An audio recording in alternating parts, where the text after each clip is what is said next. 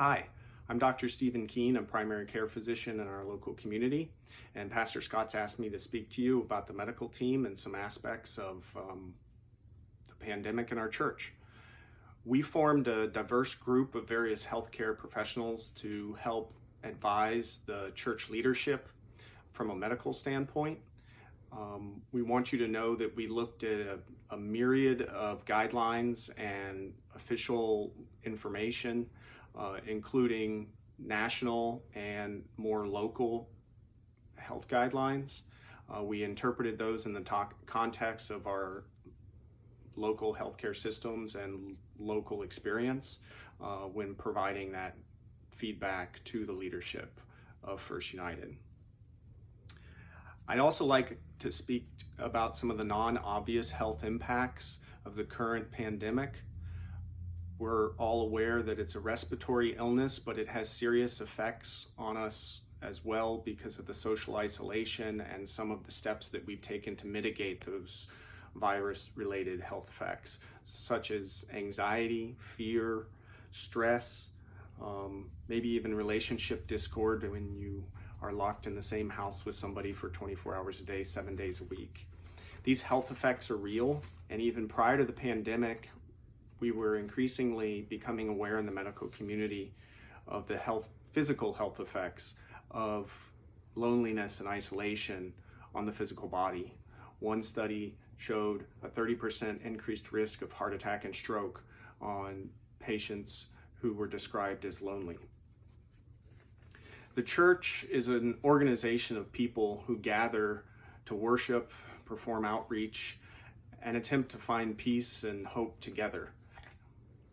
What a weird time we live in when we're in a moment of crisis in our community, and one of the pillars of hope and restoration has been removed from us to some degree because of the social isolation.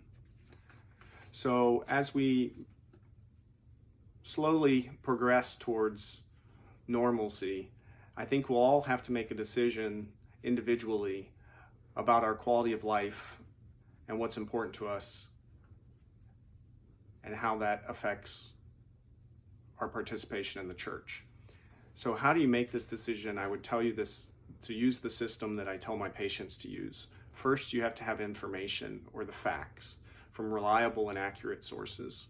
Secondly, you need to have insight, knowledge about yourself. You need to know your own health risks, your own comorbidities. And then I would ask 3 simple questions that I find useful to guide patients when they're trying to make tough decisions for themselves.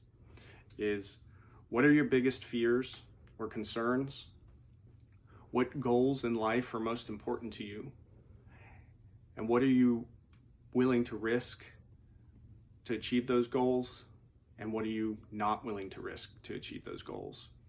I think if we follow this thought process and be cognizant and thoughtful about our return to church, that we'll all make the right decision for ourselves and for the church. Thank you.